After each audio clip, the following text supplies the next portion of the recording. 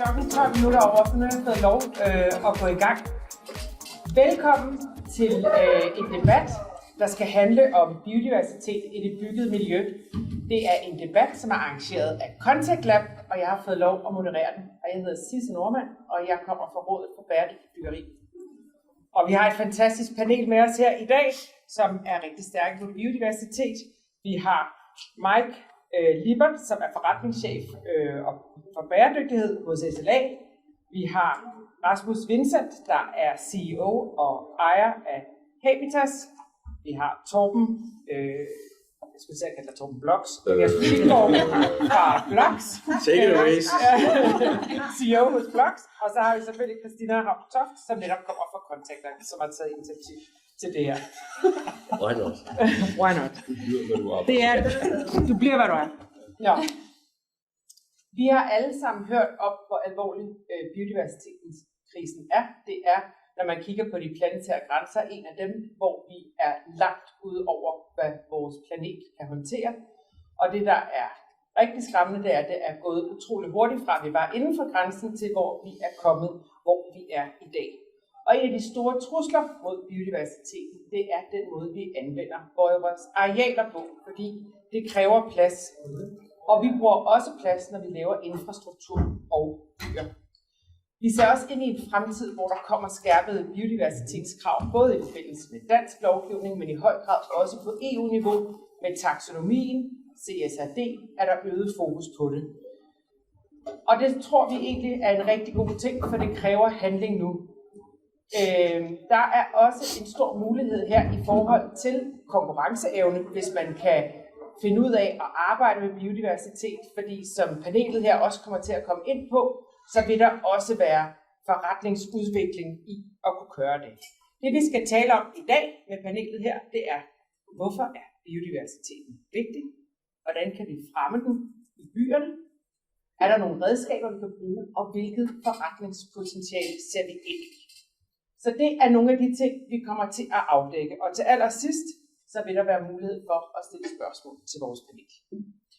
Ja, vi står som dem, der udvikler og laver bygninger og byer med et stort ansvar for den her biodiversitetskrise. Vi bruger rigtig mange arealer, og vi bruger rigtig mange materialer. Så det er både on-site, hvor vi laver vores bygninger, men også ude i værdikæden, vi har en effekt på biodiversiteten. I dag der skal vi tale om det, der hedder on-site, det vil sige det, der foregår i det byggede miljø. Og jeg starter ud med et indledende spørgsmål til jer alle fire. I får lov at svare på tur. I er ikke politikere, ligesom jeg havde det panel med i går, men jeg er sikker på, at jeg nok skal lige fatte jer i korthed, så vi når hele vejen rundt. Men det første spørgsmål, det er, hvorfor er biodiversiteten i byerne og i det byggede miljø så vigtig, som den er? Torben, vil du ikke? Skal jeg lægge ud? Nej, og det er så Torben fra Bloks. Ja, præcis. Når Bloks Hop, hvor jeg kommer fra, interesserer sig for det her, så er det fordi, vi spurgte ud i vores netværk af medlemmer. Vi repræsenterer 360 virksomheder, forskningsinstitutioner, NGO'er, enkeltpersoner, store små virksomheder, internationale danske, så har vi det hele med. Vi spurgte ud sidste efterår, hvad er det, der rykker? Hvad er det, I tror, som vi ikke har fået svar på om 10 år, når vi snakker om byudvikling? Og der var 3 ting, hvis vi skal summere det hele op. Det var, at vi tror ikke på, at vi er i mål med at tænke byerne holistisk, altså som systemer åbner. Den holistiske byplanlægning, gennembrudene osv. Vi tror ikke på, at vi er i mål med at tænke natur, og vi tror heller ikke, at vi er i mål med at bruge den værdi, der ligger i fællesskaberne i byerne. Og derfor så er byen som system, byen som natur og byen som fællesskab noget af det, der er hovedtemaerne hos os. Jeg er jo ikke ekspert, netværkets virksomheder og aktører er eksperter. Men vi driver så at sige den udvikling videre. Og når vi kan se, at det er vigtigt, så er det fordi, at vi kommer ikke udenom, at byerne ikke kan skabe bæredygtighed uden en markant anden ny tilgang til bynatur. Og jeg er interesseret i det her felt på vegne af det netværk, jeg repræsenterer, fordi det er et ekstremt tværfagligt felt. Altså, det her er ikke, som så mange andre store ændringer i samfundet, et område, hvor en enkelt aktør eller en enkelt profession kan gå ind og skabe forandringer. Der skal sindssygt mange professioner til, og det kommer vi også til at se hen over årene. Herunder også filosoferne. Og hvis jeg må lige have lov at recitere Bruno Latour, fransk filosof, så siger han, jamen man kan faktisk ikke skabe forandringer, hvis ikke du kan holde det i hånden og føle det. Det kan godt være, at det ikke var ordret citeret, men det er det der med, at vi skal skabe en nærvær som forudsætning for, at vi kan skabe forandring. Så derfor skal det godt være, at i den store biodiversitetsbalance, land kontra by, areal kontra det lille bitte areal, byerne repræsenterer, ja, der kan byerne måske ikke i det store regnskab udgøre noget særligt, sådan kvantitativt. Men vi kan sætte diskussionen i gang, vi kan gøre den nærværende, vi kan gøre den lige rundt om hjørnet, hernede i bedet på hjørnet, hvor andelsforeningen har ansvaret for at passe det lille hjørne på de 3 kvadratmeter, og gøre det nærværende, ikke mindst for os, men også for vores børn. Så det er derfor, vi skal have bynaturen ind i byen, naturen ind i byen, det er for at gøre det nærværende. Løser vi alle problemerne ved det på den store biodiversitetsbalance? Nej, men vi skal have det ind i byen. Tak, Torben. Så jeg hører, at vi skal have noget, der er nærværende, vi skal have en forståelse af vigtigheden af det, og så skal vi have en holistisk tilgang. Det er ikke bare et enkelt greb, det kræver mere, og det er en helt værdikæde. Så spørger jeg dig, Mike, det samme spørgsmål. Hvorfor er det vigtigt, at vi får biodiversiteten ind i byerne? Ja, men altså, nu har Torben sagt det hele. Bloks jo taget ordene ud af munden på mig.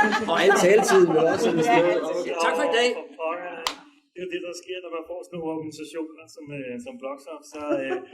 Så men det er jo også godt. Altså, det er jo også godt. Men altså, vi kan jo diskutere frem og tilbage, om vi tror på videnskaben eller ej. Men der ligger nogle hardcore facts, vi er nødt til at forholde os til. Du var selv inde på det. Jeg tror, at FN har været ude og opgøre 75% af naturressourcerne bliver forbrugt i byerne. Så det er rigtig godt at kigge på byerne og se, at det er der, vi skal skabe den her forandring. Det kan godt være, at det ikke er der, vi skal redde biodiversiteten, men det er nok der, vi skal starte med at redde os selv. Og men jeg kan jo kun gentage, hvad Torben har sagt. Jeg havde forberedt de 3 F'er, og det havde jeg måske ikke sagt på den måde. Men det som naturen i byen kan, det er, at den kan hjælpe os med at skabe en forbindelse. Vi kan føle os forbundet til naturen. Den kan hjælpe os med en forståelse af naturen, dens processer og den udfordring, vi står overfor. Og den kan hjælpe med at sætte en forandring. Og du siger, Torben, at du siger som om, det var det mest naturlige i hele verden, at det her det er et tværfagligt område. Det tror jeg, at der er mange, der gerne vil bestride. I øjeblikket er det i hvert fald et område, der er rigtig meget ført an af en biologisk diskurs. Og spørger man de ledende biologer, så er de jo meget hurtige ude at sige, at det er ikke byerne, at det hele skal. Og der tror jeg måske, at vores panel har en lidt anden holdning til det. Og der tror jeg også, at vi har en udfordring i forhold til at få den dialog i gang.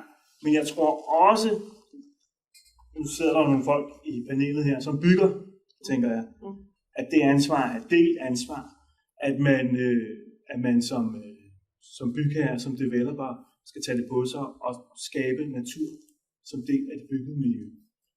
Og det er det, vi også kommer tilbage med, hvad hele incitamentstrukturen, udover hvad siger det her, forbindelse, forståelse og forandring, så hele nærværsdelen, det her, men man inde i byen har en forståelse af, hvad der foregår, så skal vi også tale om, er der andre ting, der gør det interessant, for der er også noget på risikoafdækning og andet, som vi skal ind på. Rasmus, jeg stiller dig det samme spørgsmål. Ja, fantastisk, tak. Så i forhold til koblingen mellem biodiversitetskrisen og det byggemiljø, så vil jeg også starte ved at hæfte mig ved biodiversitetsforståelsen, altså så vi ikke bare tager for givet, det ved vi jo godt, hvad det betyder. På trods af, at der er mange hardcore facts, videnskab og ting, så vil jeg sige, hvis man alene forstår, at biodiversitet handler om nogle truede arter, måske endda langt væk, så har man defineret den meget snævert og meget biologisk snævert, og så får man en helt anden type problemløsning, og der bliver det måske ikke så relevant. Så jeg tror, at noget af det, som jeg og nok også vi, der sidder her i panelet, slår meget til lyd for, er en forståelse for, hvad problemet med biodiversitet er. Det er nemlig langt bredere end bare nogle enkelte arter, der er truet. Det er en hele, altså også de arter, som ikke i dag måske ikke kommer truet, men som oplever en tilbagegang, og som måske ikke tænker så meget over, men som spiller alle mulige roller i at sikre, at vi har en levende og forholdsvis velfungerende verden. Og i den forståelse af, at biodiversitet handler om, hører også mennesker. Og der oplever jeg bare desværre, især i Danmark, som også Mike var inde på, især i Danmark, at man i den biologiske diskussion kommer til at tale rigtig, rigtig meget om det biologiske, som blomster og bier og biller og en fugle, og det er også en del af det. Men vi bliver nødt til at tage mennesker med ind, som siger, mennesker er en del af problemet, mennesker skal også være en del af løsningen. Vi har ikke løst biodiversitetskrisen, hvis vi bare afsætter et reservat herover 1% del af areal, og så har vi fikset naturen, og så fortsætter det samfund, vi kender i dag, uforandret videre derude. Så har vi simpelthen ikke forstået opgaven, vi har ikke løst problemet. Derfor skal vi i byer, det byggede miljø bredt, øve os i ikke bare at få noget mere natur, ikke bare i at få noget bedre natur, vi skal øve os i at finde ud af, hvordan har vi tænkt os at leve sammen i natur, der kan være vild og velfungerende på samme tid. Og det er det, vi ikke har løst. Nu har vi udviklet en velfærdsstat over, lad os sige, 50, 100, 200 år, som har øvet os i at opbygge et meget menneskeorienteret samfund på bekostning af natur. Så kan vi ikke bare rulle udviklingen tilbage og få noget natur uden mennesker. Så er vi ikke løst. Så er vi bare lige frem og tilbage lige langt. Vi er nødt til at finde ud af, hvordan får vi rigtig meget begge dele. Og det kan og skal vi øve os i forbindelse med, at vi bygger og udvikler. Så det er også i den forbindelse, at sådan en konference som i dag, og den diskussion, der siger, hey, det er i alle de tusinder beslutninger, vi tager i forhold til byggemiljø, at vi skal sørge for at tildele ikke bare naturen, men vores sameksistens med naturen en afgørende og en ny rolle. Så vi skal væk fra det her med at få afkoblet os selv for diverse problemer, så det vil faktisk også forstå, at vi er en del af løsningen, men vi får også et gigantisk problem. Det er ikke kun nede i Amazonas og andre steder, vi har et problem. Vi står faktisk også med en bragende diversitetskrise lige uden for vores dør. Ja, altså det kan godt være, at også i den rige del af verden kan trække de ressourcer til, som vi gerne vil have, men så er det bare, at vi trækker maden ud af munden på nogle andre. Så benhårdt er det. Jeg vil sige, det er også en erkendelse, at vi skal gøre noget andet, noget anderledes. Altså vi skal ikke kun bygge lidt anderledes, vi skal også bo lidt anderledes, vi skal også arbejde lidt anderledes, vi skal også leve lidt anderledes, og det er absolut ikke nødvendigvis et tilbageskridt og noget dårligere. Altså, det må godt indebære meget, meget mere fuglesang, dans, musik, glæde, ture, altså alt muligt dejligt, som går vi ikke lidt rundt og savner det egentlig til hverdag. Ikke? Så det er også noget med at få kigget lidt bredere ud, kigge på nogle andre løsninger, ikke bare one size fits all, og så fortsætte i det, giver vi hørt. Det vil være en total misforståelse af, hvad problemet biodiversitet er. Tak. Og så dig, Christina, hvad siger du til samme spørgsmål? Jamen, der er jo allerede sagt rigtig mange gode ting, men altså, jeg har det også lidt det her med, ja, det er ikke i byen, slaget skal slås og sådan noget, men jeg har det sådan, det er byerne, der vokser. Altså, vi lever med en urbanisering, det er i og omkring byerne, vi primært bygger, og vi ved, at byggeriet står og er ansvarlig for ca. 40% af den globale udvinding af råstoffer, som har en kæmpe effekt på biodiversiteten, hvis vi kigger ud over vores. Så der er jo en kæmpe udfordring der, og en kæmpe indvirkning på biodiversiteten. Men hele offsite-delen er bare ret umoden i forhold til vores arbejde indtil videre. Og så synes jeg også, når man bygger, og byerne vokser, og vi bygger mere og mere, så er det jo vigtigt, at vi kigger på den natur, der er, og hvordan den skal udvikle sig over tid, og hvordan den også skal se ud, når byggeriet står færdigt. Og så måske en enkelt lille tilføjelse i forhold til det her med, at vi bor i byerne, og det her, vi skal have øjnene op for vores børn og politikere og virksomhedsledere, og hvad det ellers er for det her område. Men der er jo også alle de her afledte effekter på os mennesker i forhold til sundhed. Altså i forhold til, at vi bliver bare ikke i lige så høj grad psykisk og mentalt syge, hvis vi omgiver os med natur. Det der er jo lavet studier på. Så er der også nogle store afledte effekter, som også er værd at tage med ind i billedet. Tusind tak. Så også helt tilbage til det med, i en stor del, det er os, der ligesom bygger og udvider os som mennesker, men vi er faktisk også fuldstændig afhængige af, at den biodiversitet ikke går hen og forsvinder for øjnene af os. Tusind tak. Det var en rigtig god indflyvning til, hvorfor det faktisk er super vigtigt, at vi sidder her i dag. Og hvis der er løbende spørgsmål til panelet, så bare stik hånden op, så skal jeg nok lige og få dem inkorporeret. Så vi er tilbage ved de 3 F'er: forbindelse, forståelse og forandring. Vi skal simpelthen have linket mennesket ind i det her. Vi skal have gjort det helt centralt, når vi byudvikler, for vores allesammens trivsel. Vi er en del af det større puslespil. Vi er en del af biodiversiteten, selvom vi måske går og tænker på det hele tiden.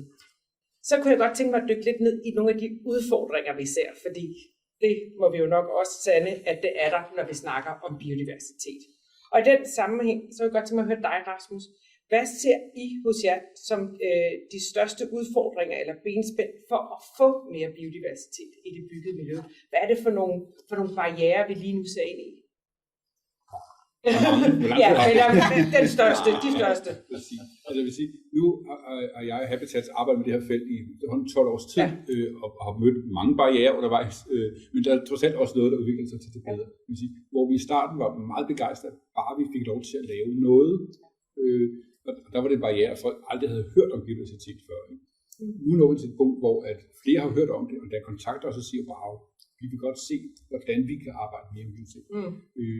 Så har vi lavet det meget på arealer, og der var jeg glad, at der var noget. Men nu begynder vi at nå til et punkt, hvor at man siger, vi vil godt vide, hvor meget der er.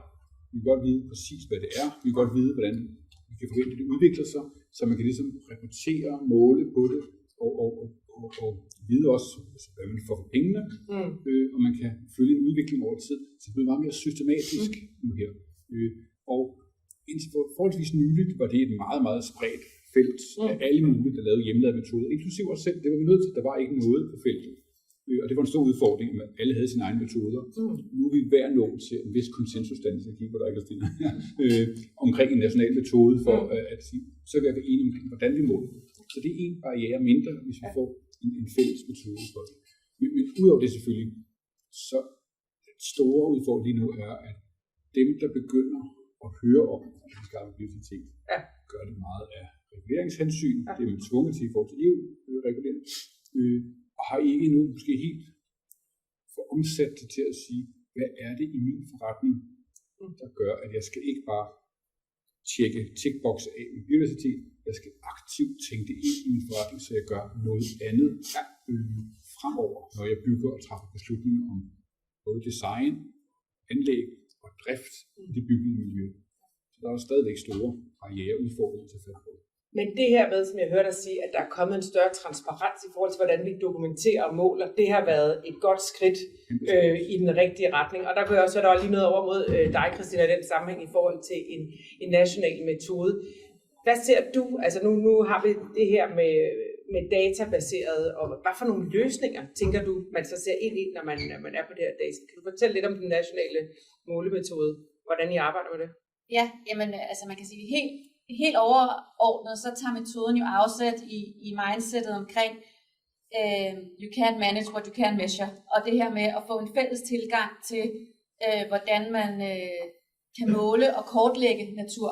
Og det er ret komplekst, altså både strukturelt og akademisk, og derfor så vi ligesom behovet for at gå sammen en masse spillere, som har en masse erfaring, både SLA og Habitats og Aarhus Universitet, der sidder er rigtig stærke på det her, en masse andre gode kræfter på at kigge på, hvordan kan vi arbejde med at lave en biodiversitetsscore, så vi får et fælles billede af, hvordan man kortlægger, og så vi kan gøre det bedre over tid, og sætte nogle mål og strategier, uden at alle begynder at sidde og opfinde deres egen metodiske tilgang, som ikke kan sammenlignes på tværs. Så hele digitaliseringen og det her med at få level playing field er en central nøgle, som jeg hørte. Ja. Torben, nu kigger jeg over på dig. Politikerne, hvad skal de gøre i den her sammenhæng for at fremme det her? Har de et ansvar, synes du, når vi sidder og snakker om taler om nogle af de her ting? Nu kommer der noget fra EU's side. Der er lige nu rimelig vide begreber om, hvordan du kan implementere det her. Ser vi ind i, at vi har brug for nogle strukturelle ændringer, simpelthen for, at der bliver rykket noget hurtigere på det her? Kunne man forestille noget handlingsplan, andre ting, man ligesom kunne... I lyset af, at vi ikke har så meget tid, så er svaret ja.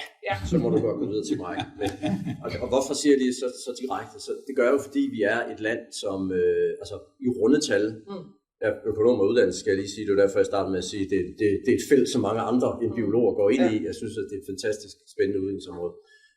Men vi bor i et land, hvor den statslige bygherre er med i næsten hver andet projekt. Altså hver gang der bygges for en krone, meget, meget bredt sagt, meget, meget generelt, hver gang vi bygger for en krone i det her land, så bygges der for 50 øre med statens penge.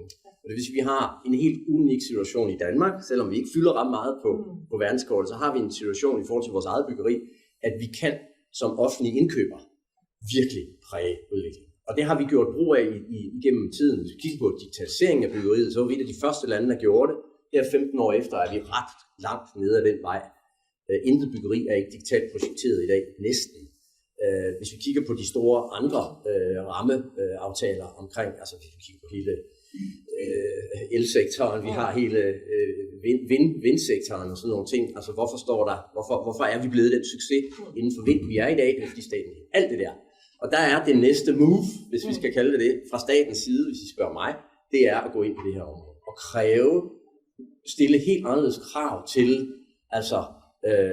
det her område i offentlige byggerier. Og det vil simpelthen risle ned over og tage fat i en branche, der skal kunne levere ting på den ene dag som aktør i branchen. Hvis du tager Mikes eksempel, SLA, den ene dag, skal jeg ikke blande mig i, hvordan I fordeler jeres kunder mellem offentlige og private, men den ene dag kan I byde på et offentligt projekt, den anden dag for et privat projekt. I leverer det samme ind, men kravene er vidt forskellige.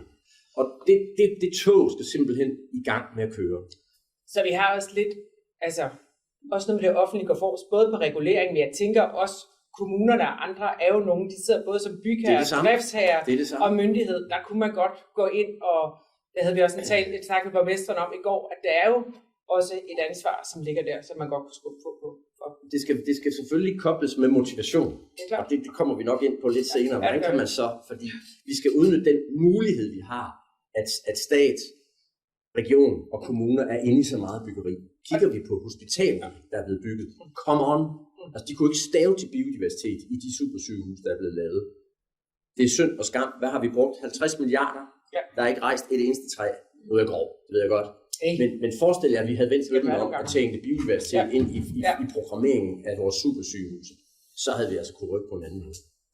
Ja, så det giver super god mening i forhold til, at vi ligesom får fremmet det også af den vej rundt og stillet nogle krav for dem, som... Og det er på nybyggeri, så der er alt det eksisterende. Det er udelukkende. Der er både som myndighed, som driftsherre og som bygherre, ikke? At vi ser de her krav, der er stillet. Men vi må, jeg er helt enig, men så må vi jo også bare ligesom honor the room og sige, der sker noget i øjeblikket, men det er de private, der går forrest på nuværende tidspunkt. Og hvad kan vi gøre som branche der, Mike? Altså de finansielle investorer er langt fremme i skoene omkring, hvordan man skal fortolke taksonomiforordningen, og vil gerne leve op til det her. Og hvad betyder det, hvis vi lige skal sådan folde det lidt ud for vores lyttere her, at de store investorer folder taksonomi? Hvad betyder det sådan helt konkret? Hvad ser I, når jeg tænker på, at de har sikkert fat i jer ofte for at få hjælp til at folde den taksonomi ud på det område? Hvad betyder det helt konkret i de sager? Det betyder, at man tager biodiversitet ind på linje med CO2-reduktion. Ja. Fordi det siger taksonomien, at man skal gøre. Og det betyder, at man forholder sig til, hvordan man lever op til do no significant harm, og hvad der ellers ligger i den her taksonomi. Og så bygger en strategi op omkring det. Og det konkret har vi jo set det med Pension Danmark, som vi har arbejdet for gennem 2 år. Men jeg kan jo også se, at det spreder sig som ringen i vandet nu. Der er et godt stykke vej til, det bliver implementeret alle steder, men det er noget, man taler om nu i den private sektor. Og det synes jeg bare skal være, altså det kunne også godt være, at man skulle vinde spørgsmål om at sige, om politikerne har haft deres chance. De skal bare implementere EU's naturgenopretningsforordning og hvad der ellers er af krav, og så skal de overlades ind til det private, må vise vejen. Så kunne man også tage diskussion. Det kunne man også, og det kunne også... Det tror jeg også, det er jo totalt enig i. Altså, der ligger jo europæiske forordninger og rammer nu, vi bare tager ned fra hylden. Men hvorfor ikke gøre Danmark til det her learning lab, som vi ønsker på alle mulige andre innovationsområder? Hvor vi siger, vi gerne vil, men den kniber lidt, når vi kommer til national implementering af reglerne. Så vi sidder faktisk med en branche, der i hvert fald på nogle af områderne er parat til at rykke og stiller højere krav, end det vi lige ser fra den offentlige side måske. Og det må jeg sige, der har Danmark jo også en tradition for, i hvert fald hvis man kigger sådan ud i EU globalt, for de her private og offentlige partnerskaber, at man simpelthen mounter op, ligesom vi har set klimapartnerskaberne, som regeringen lancerede tilbage i 2019. Hele det her med at gå ud i fællesskab og sige, det hjælper ikke noget, vi altid beder de andre om at gå først. Vi bliver simpelthen nødt til at gøre det i fællesskab. Og der synes jeg jo, altså, vi er en branche, der har et meget, meget stort fodaftryk, både socialt på mennesker og på planet, men vi er også en branche, der så nogle gange faktisk kommer ud af startboksene og sætter høje krav til os selv. Men jeg synes også, at vi begynder at se nogle rigtig positive takter i branchen. Ja. Altså denne her villighed og opmærksomhed på, at der er nogle ting, vi skal arbejde sammen omkring. Der er nogle ting, hvor vi skal gå i arbejdsrummet sammen, som vi ikke skal udvikle hver især. Og så skal vi så bruge kræfterne i stedet på at lave nogle ambitiøse strategier, eller målsætninger, eller innovation, eller hvad det nu kan være. Så der synes jeg helt klart, at vi begynder at se en modning.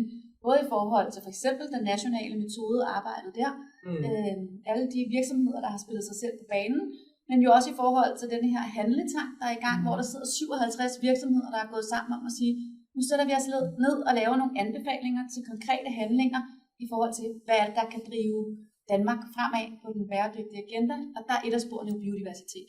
Så der begynder også at komme en modning omkring, synes jeg, det her stærke samarbejde. Det står et andet end det sted, vi gjorde for bare et år siden, måske i forhold til det på det her emne. Så med far for at hive den gamle økonom hat op, ikke? Altså, der er jo et spørgsmål, hvis man skal vi skal have skabt et marked her, og der er på den ene side noget efterspørgsel, og det kommer meget, meget ofte i Danmark fra den offentlige indkøber, men det kommer i stigende grad fra de store institutionelle bygherrer, som Mike også er inde på. Og så skal vi have skabt et udbud, altså vi skal have skabt en leverancekæde, tværfagligt, som kan levere ind og stå klar med de der. Og den skal jo ikke kippe, den skal gerne udvikle sig i takt. Nogle gange er de egentlig foran de andre, men vi ser rigtig, rigtig mange initiativer. Vi håber, vi kan lave en national udrulning af eksempler på, hvordan biodiversitet i byerne og bynatur fremadrettet kan implementeres som inspiration til efterspørgselssiden, altså til de store offentlige, men også private bygherrer.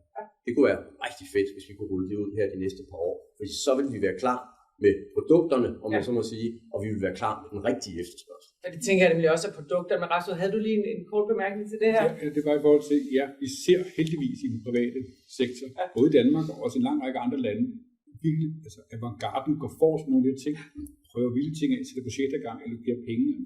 Det er fantastisk at se. Der er lang vej nu, før det bliver mainstream. Så mener jeg bare stadigvæk, der også er en politisk opgave at sørge for, at det bliver mainstream, også at det bliver godt nok. Altså ikke bare, at man gør et eller andet, men det bliver godt nok. Og det mener jeg, vi skal have reguleret, også i Danmark. Plads, inklusiv den lovede lov for biodiversitet, som regeringen har lovet at lave, og som vi venter os meget af, men jeg er dog bange for, at den bliver snæver biologisk, og kommer til at have nogle reservater uden for byerne, og så er det ligesom lukket og slukket, for nu er det kæmpe fordæse. Også for, altså misser man chancen for at skubbe til byudvikling i byggebranchen, og alt muligt andet, som er mindst, altså lige så stor og vigtig del af det, som sammenhæng med store naturområder. Der også er bare vildt vigtigt. En lille ting også, som en politisk burde gøre noget ved snart, det er at sikre den der altså tværfaglige uddannelse på det her. Når vi rekrutterer i Habitat, altså hvordan finder vi nogen, der ved noget om arkitektur, noget om økonomi, noget om biologi, noget om udvikling, noget om forretningsindlægget. Det er så bredt, der skal vide noget om kunst og filosofi. Altså, hvor finder man så nogen? Vi kan se nu, det kan være sådan et jobopslag, som er sådan lidt næsten komiske, når en stor finansiel aktør vil have en investor, der ved noget om biodiversitet. Haha, hvem havde I troet, det skulle være? Altså, hvor skulle de komme fra? Så der ligger også en offentlig opgave i ret hurtigt at lave måske sådan nogle tværgående programmer, hvor man hører naturforvilder. Det lyder godt. Har du en bemærkning til det? Det har vi jo set før igennem tiden. Altså, hvis vi går tilbage til 70'erne, så snakkede vi arbejdsmiljø. Ikke? Så var det et område, alle flokkede til. Ikke? Det var ikke kun folk med en samfundsvidenskabelig baggrund. Det var også økonomer, det var sociologer og alt muligt andet. Ikke? Vi har set det på kommunikationsområdet. Det er også et område, folk kommer til IT. Tænk, hvad der er foregået der. Altså for 20 år siden, der kunne du ikke tage en blandingsuddannelse inden for IT i Danmark. Så måtte man rejse til udlandet. Enten kunne du læse datalogi, eller også kunne du gå på handelshøjskole. Det var det hed tilbage i 80'erne. Og det tror jeg også, vi kan se. Altså, vi står og kigger ind i noget nu, ikke? Som vil se og se lidt det samme, som vi har set før.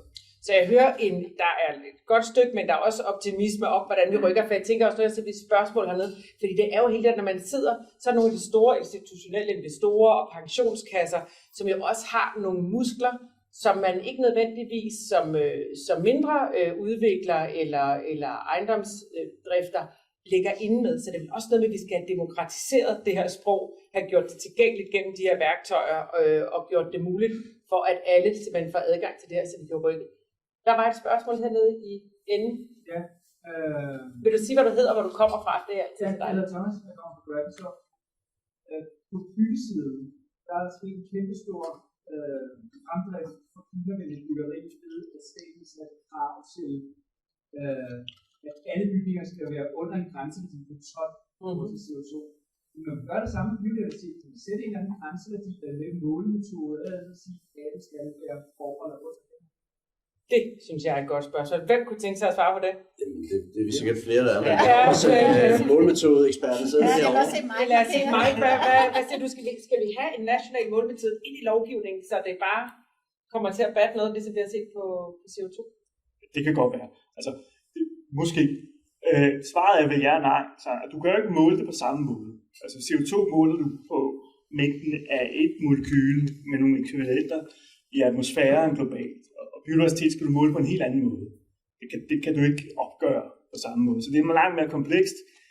Men du kan jo godt, altså i England har de jo det her Biodiversity Net Gain system, som skulle have været vedtaget ved lov her i november.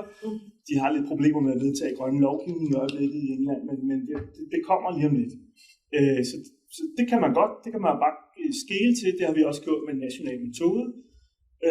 Og så kan man så gå ind og sige, hvis man bruger den her fremgangsmåde, så kan man sætte et mål, hvis man vil det. Netgain er 10% forbedring. Så kan vi gøre det. Og det synes jeg også er fint. Men jeg har det også sådan, vi kan alle sammen gøre rigtig meget uden et redskab. Altså enhver developer kan gå ud til en landskabsarkitekt eller en biolog, hvad ved jeg, og sige, jeg vil gerne have en naturkvalitet på mit areal. Det kan vi allerede den dag. Og det er ikke noget problem at levere på det. Det kan godt være, at det koster lidt mere end græsplæne, men det kan man sagtens gøre.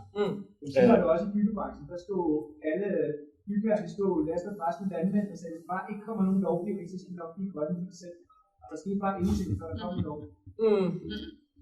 Men, og jeg hører også det der, men det er også mere holistisk end bare et målepunkt, er også noget af det, du siger, Mike. Jamen, jeg ved ikke, nogle gange så, vi hører jo det her meget, jeg fik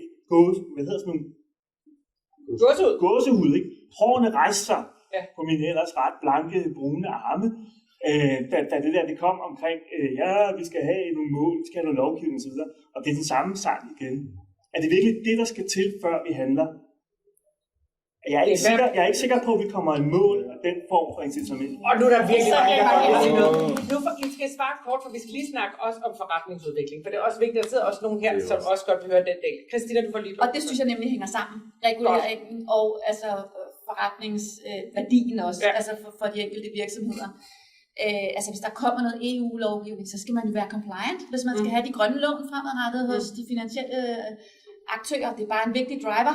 Altså, og så er der jo selvfølgelig også, synes jeg, den her del omkring, det kan også gå hen og blive ret forretningskritisk som virksomhed, hvis der begynder at komme råstofmangel, det ved vi, der gør, og man er så stor en aftager af det. Hvad hvis man lige pludselig ikke kan få adgang til det og ikke længere bygge sine bygninger? Der er også nogle forretningskritiske lamper, der begynder at blinke, som gør, okay, vi er nok nødt til at kigge på og arbejde på en anden. Ja, du må godt lige respondere kort, ja. Selvfølgelig skal vi have nogle standarder ind, der stiller krav og sørger for, at alle kommer med, og man gør et eller andet. Sådan ting. Det er en del af det, men det er ikke det, der er udfordringen. Altså det, der er udfordringen, det er at aktivere vores fantasi til at forestille sig, hvordan kan vi gøre det her ret anderledes, end vi gør i dag. Og hvis man læner sig op af videnskaben, så er der det, der FN's naturpanel IPBES har i deres store globale assessment. Nu kommer den. Så hvis man bare laver småjusteringer af det, vi kender i forvejen, så viser vi fuldstændig målene for at reducere biodiversitet, inklusiv opfylde de andre FN's bæredygtighedsmål. Så det vi skal gøre, vi skal lave radikal nytænkning af måden, vi gør ting på. Og det gør man altså ikke ved et 5-10% mål i et eller andet. Altså, det er fint nok, men det er jo fantasiforladt. Så vi skal også have forfattere et eller andet på spil for at forestille. Vi kunne også bygge på en anden måde. Og for alle os, som måske er sådan lidt fantasiforladte, og jeg tager gerne præmien for det, så er det måske meget rart at have sådan nogen som jer, der kan hjælpe med at forme det her. Og så kan det jo være en mulighed, og med lidt pisk med noget lovgivning, der kan jo også være noget økonomisk gevinst, som Christina taler om i forbindelse med långivning, hvis man skal have den del af med det. Nu har vi lige et spørgsmål, og så går vi videre til den finansielle værdi. Ja, værsgo. Når vi fortalte for almindelige bygherrer, nu har dog 0 kvadratmeter. Hvis vi ikke har en betaling af vores bygninger, så har vi altså nede i jorden. Jeg synes, vi har den udfordring hos os, at vi kan være rigtig mange fagfolk, som både kommer med viden om biodiversitet, som kommer med viden i det hele taget, også med æstetik og drift. Og så støder vi på mennesker, som sidder med, kan man sige, en organisation, som giver vores beboere magt til at beslutte, hvilket er rigtig fint, men som ikke har hverken viden eller er, kan man sige, repræsentanter for den samme æstetik, som mange af os, der er helt vilde med vilje, måske har. Så jeg synes også, at vi afholdt måske bærer et ansvar for at bygge bro mellem Tagetes og vild med vilje. For nu bare at sige det sådan helt her, det ved Rasmus ved godt, hvad jeg mener. Og vi bærer også et ansvar for at vise, hvordan vi kan bygge med biodiversitet, så det har nogle æstetiske værdier ud over en augustisk mål. Det er ikke fordi driften ikke forstår det. Vores drift forstår godt, hvad det handler om. De kan også godt omstille sig. Det er det lille. Der bor jo bare en sjældedel af Danmarks beboere, og bor jo i sektor. Det var egentlig bare det. Ja, så det er også hele det her med, at der faktisk også er et ansvar for branchen op at få omsat eller kommunikeret ud til alle os, der også er borgere, om hvad det er for nogle ting, der er vigtige, og hvorfor det er, så man måske også forstår, hvorfor det måske ser lidt sløjt ud ude på græsplænen en gang henne i, jeg ved ikke engang, marts måned, tænker jeg, der må se sløjest ud. Jeg har ikke lige en græsplæne. Ja. Må jeg sige det? Ja, det må du i hvert fald. Jeg har arbejdet rigtig meget med ejendommen, og boligudlejning, almindelig sektor, så almindelig sektor, og har så meget respekt for det der beboerdemokrati-delen af det. Også selvom det kan virke meget besværligt, så er det ikke et besvær, som man skal rundt om. Det er vejen. Altså man bliver nødt til at gå ind i det, sætte sig ned til folks indvendinger seriøst, tage den tid, det tager, og så lave de løsninger, man kan nå til. Og det kan godt være, det ikke er de ultimative biodiversitetsløsninger den første dag, så bliver det måske næste år. For hvis man gør noget andet, så kan folk bare gå ud og fjerne det om natten, og det gør de. Okay. Og hvis man ikke gør sig den umage at tage demokratiet seriøst, men bare tror, vi er eksperter, vi ved bedre, vi har forstand på biodiversitet, I skal bare holde mål, så får vi nøjagtigt den situation, som vi har set med naturnationalparkerne, der vidste bedre, der kom ud og trak det ned over folk over natten og sagde, nu skal vi bare holde mund, for vi ved, hvad der er godt. Og det har bare givet så kæmpe tilbageslag, fordi de ikke anerkendte det demokratiske og involverende proces i det. Det er så amatøragtigt og håbløst, og et kæmpe tilbageskridt for biodiversitetsindsatsen i Danmark. Det skal vi gøre bedre i udviklingen af den almindelige sektor. Ja, så vi skal, hvad det nu det hedder, igen have nærværet ind for folk. Torben? Ja, det ved jeg ikke. Det er, altså, jeg håber, I har resten af eftermiddagen herinde, fordi vi er overhovedet ikke færdige her. Altså, det åbner jo op for en helt anden debat, som jeg ved, vi ikke har tid til, men det der med værdien af borgerinddragelse. Altså, hvis der er noget, der kan profitere af borgerinddragelse, så er det jo det her område sindssygt vigtigt. Jeg må give et eksempel i Tallinn, som er EU's grønne by i 2023, Green City of Europe. Der har man netop åbnet et center, som lige præcis for i hvert fald for bystyrets projekter og omdannelser af eksisterende byområder. Det er også noget, vi ikke har talt så meget om. Vi sidder, jeg tror mange af jer herinde tror, at det kun er nybyggeri. Vi sidder og snakker om, det er bestemt ikke kun nybyggeri. Hvis du tænker på, hvor store potentialer der er i at udvikle eksisterende naturområder i byen. Det er måske nok der, det store slag skal stå. Men så er det noget med at inddrage borgerne på noget, og det er så her teknologien kommer ind, altså vi snakker augmented reality og store, altså på den måde til, hvorfor, det kender vi også fra byggeriet, Thomas kender det i særdeleshed, når man står og snakker om, hvordan kan man inddrage også visuelt beslutningstager tidligt i sine processer, i sine byggeprocesser. Men hvorfor? Jo, for at dæmme ned for den efterfølgende kritik, der kan komme. Faktisk har de fra Tallinn været her i København for at lære lidt om, hvad var det, der skete ude på fælleden. Alt det, der har været ude på fælleden, alt den slaget på fælleden, slaget på fælleden, den dårlige energi, hvis vi nu skal kalde det, som det har skabt. Hvordan kan vi komme over det ved en helt anden tilgang til borgerinddragelse? Og det er et felt, der kun lige har... Altså, vi taler i dag om en område, hvor vi kun lige er begyndt at krasse i overfladen, hvis du spørger mig. Herunder også på borgerinddragelse. Mange til det, når vi tæller borgere, er det ikke kun mennesker længere. Bruno Latour, som blev repræsenteret, har udviklet nogle, blandt andet ham, og udviklet metoder, hvordan man inddrager alle arter i demokrati. Altså billerne og sangfuglene, og også får en stemme det. Og det er helt vildt, og det trigger et eller andet op i hovedet, og siger, virkelig, og det lyder godt, når man, men der er bare noget om det. Hvis man tænker den ud, får man en helt anden debat, hvor naturen kan spille en helt rolle. Det er det, vi leder efter. Vi skal have foldet den spilleplade ud til kun og handle om os selv. Er et store betydning.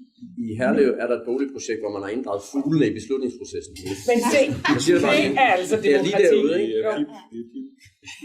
Nå, men og nu haster vi lige videre, for vi skal også tale lidt om de forretningsmuligheder, som også ligger i det her område. For det er jo tit sådan, at vi får drevet agendaer frem. Det har vi også set med taksonomien.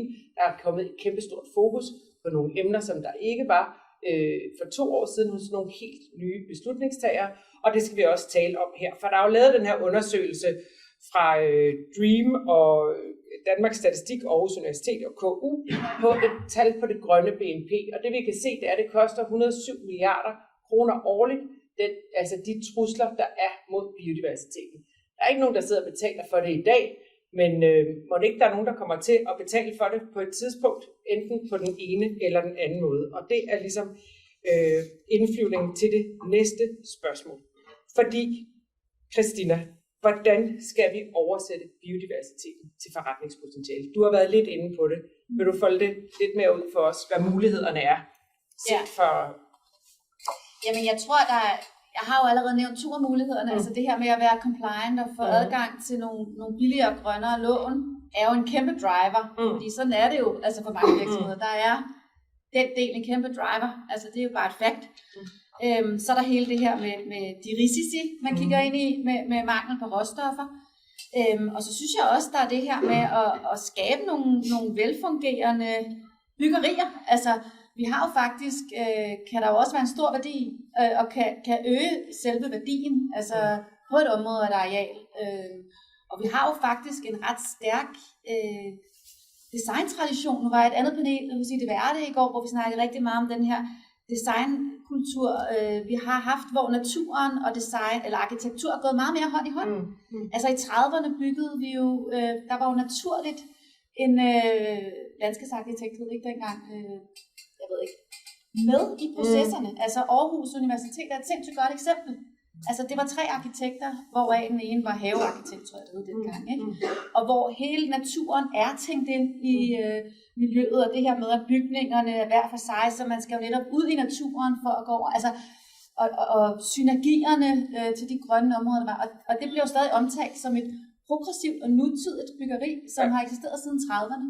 Så der er også noget i vores designtraditioner, som jeg synes, vi skal finde frem igen, som jeg tror kan skabe stor værdi også for en virksomhed i forhold til værdiansættelsen af arealer. Ja, så også helt på fuldkommen på bundlinjen, kan man se det. Mike, du var inde på det lidt før, det her med, at det ikke nødvendigvis et kriterie i en lovgivning, eller en målsætning i en lovgivning, det skal også komme andre steder fra. Hvad er, set for din stol, incitamentet for en bygherre for at fremme biodiversiteten, altså on-site i enten det eksisterende eller nye byggeri? Det må være et samfundsansvar. Ja. 2, nu nævner du selv det grønne BNP. World Economic Forum har lavet den her undersøgelse i 2021. Der har også været det her Dasgupta Review. Det ser ud til, at halvdelen af global BNP er moderat til højt afhængig af naturen og naturens tjenester. Hvis man lige prøver at tygge over det et lille øjeblik, så giver det meget god mening, at man gør sig umage med at udvikle naturpositive forretningsmodeller. Fordi det er nok det, der kommer til at være fremtiden. Vi opfører os som om, at vi har uendelig rent vand, uendelig luft, uendelig økosystemer at trække på til alle de ting, vi gerne vil have, og vi vil gerne have en ny Tesla i overmorgen og alt muligt andet. Men det tilsyneladende er der altså ikke uendeligt med ressourcer. Så der er brug for naturpositive forretningsmodeller. Og så er det bare et spørgsmål om, den type, der gerne vil være først eller sidst. Så er det også simpelthen bare et spørgsmål om overlevelse. Hvis man godt vil være en del af dem, der bygger og udvikler om 10 år, så er det noget, man skal tage allerede nu. Fordi Ja, helt sikkert. Og jeg vil også sige, nu er det jo ikke købers marked på boligmarkedet i øjeblikket, men havde det været det, og jeg skulle finde en ny bolig, altså, jeg vil da se på, hvordan har man arbejdet med naturværdierne i det her produkt. Ligesom jeg vil se på, om det er klimavenligt. Ligesom jeg vil se på, om det var svanemærket, osv. Så det bliver da en konkurrenceparameter. Så på sigt håber vi at det bliver en form for nærmest hygiejnefaktor. Hvis du ikke har taget højde for det, så kan du bare godt glemme at finde finansiering, udvikle andre ting, som skal arbejde sammen med dig på det, fordi det simpelthen skal være baseline. Det håber jeg da. Ja. Hvis du skal ned og købe en elbil, så kan du få billigere lån. Det synes jeg er fint. Jeg synes også, det kunne være fint, at hvis man byggede efter naturpositive forretningsmodeller, så kunne du få billigere lån til dit udviklingsprojekt.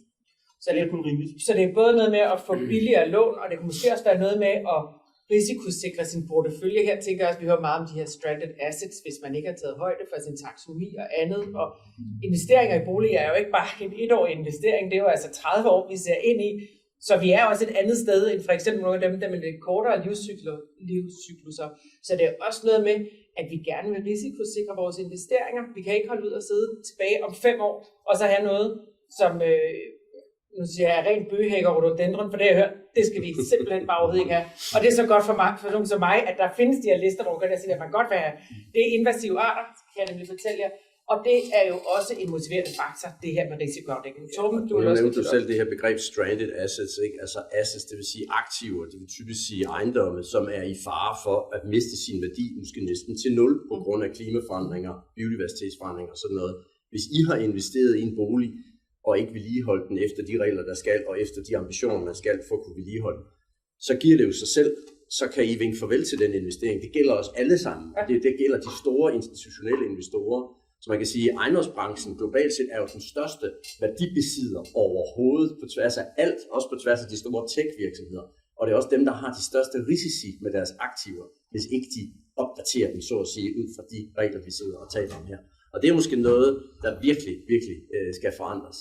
Jeg sidder og tænker på, jeg hørte en sige forleden, vi kender det her ESG, altså rammesættet og rapporteringer i ESG, og det man skal leve op til både det miljømæssige, altså environmental, de sociale aspekter i S'et, og så governance i G'et.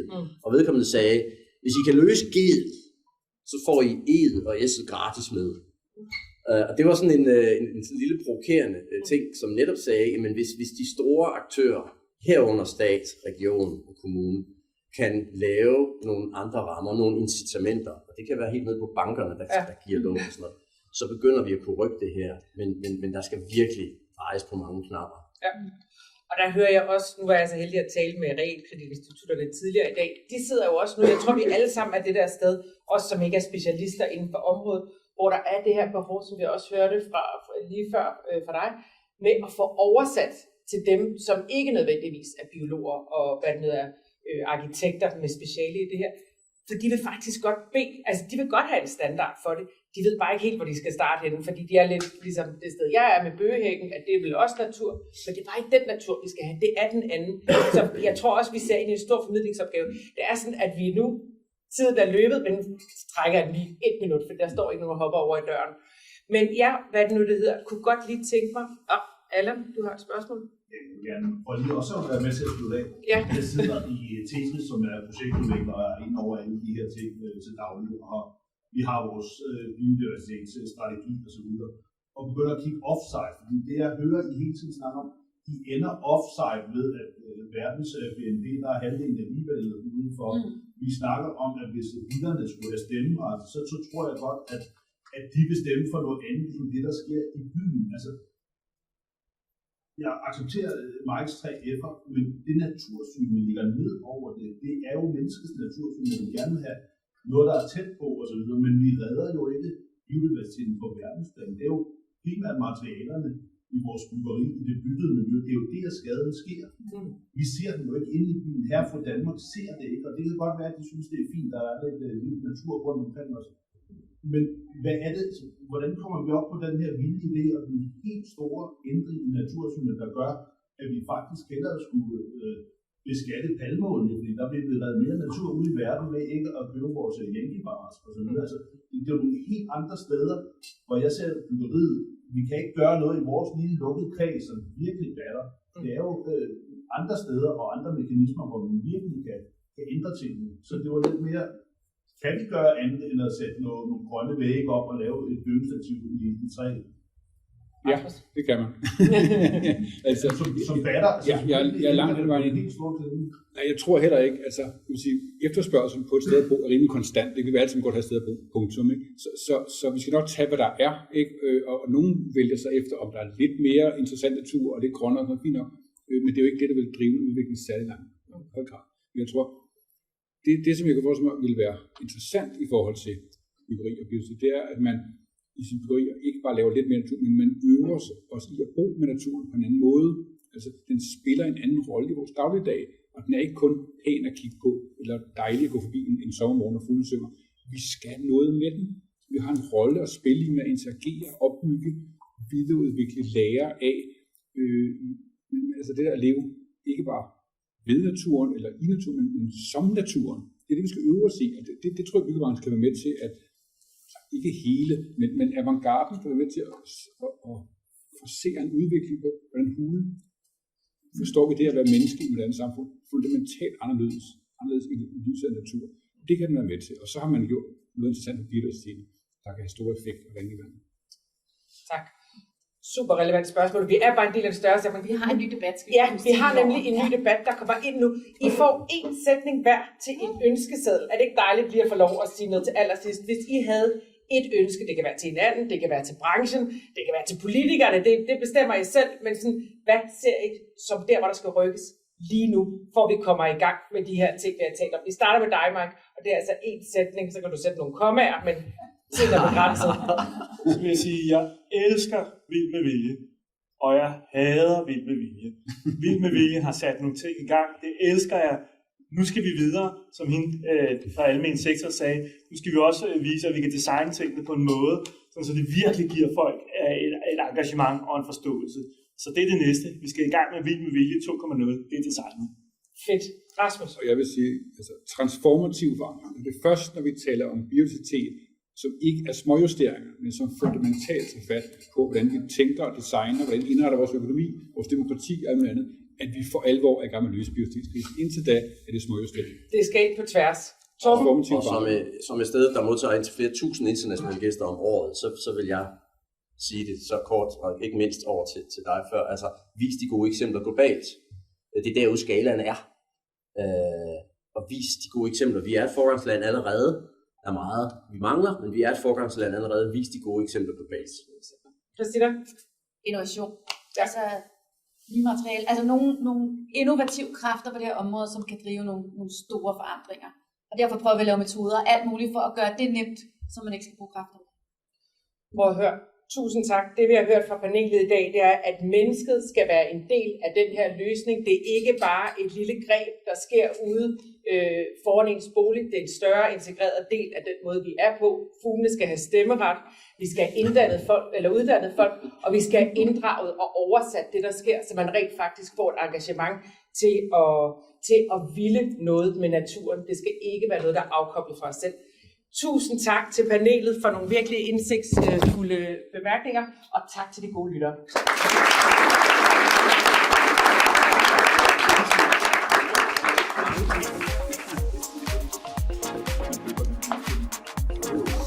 Tak,